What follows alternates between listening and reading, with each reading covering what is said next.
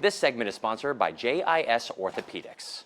JIS Orthopedics combines expertise, innovation, and compassion to help you move better and get back to doing what you love, especially when it comes to ACL, shoulder, or overuse injuries. So to talk about how they can help, we have Dr. Nick Walla joining us now. It's good to meet you, sir. Nice to meet you, Cameron. So right off the bat, ACL injuries, how common are they? How do they happen? And how do you know when they require surgery? Great question. So ACL injuries are very common, especially now as we're starting up the fall sporting season with football and other contact sports initiating. And they can occur various mechanisms, but the most common is a non-contact injury. Oh, wow. Where you either hyperextend or twist the knee in a certain fashion, but a vast majority are non-contact. There are certainly some that involve external forces that can injure the ACL as well.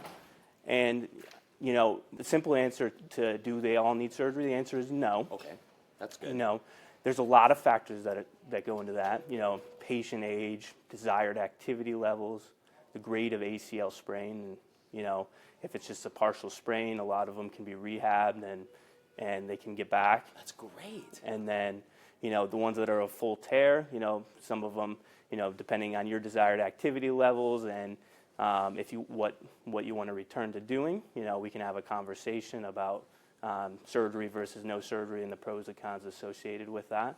You know, where the ACL comes into play is with a lot of cutting, jumping, and pivoting activities. Got it. And in addition to that injury, shoulder instability is another big one. Is that something that is mostly only happening to athletes, or can anyone have that as well? Anybody can have it. Okay. You know, there are different forms of instability.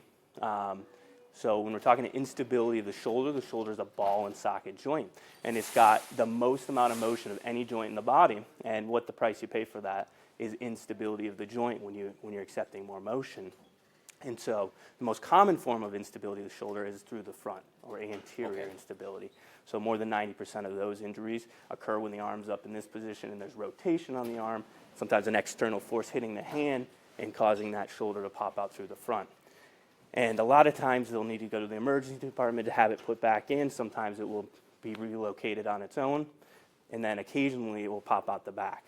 And the other injury you mentioned before and we talked about is the overuse injury. What does that mean exactly?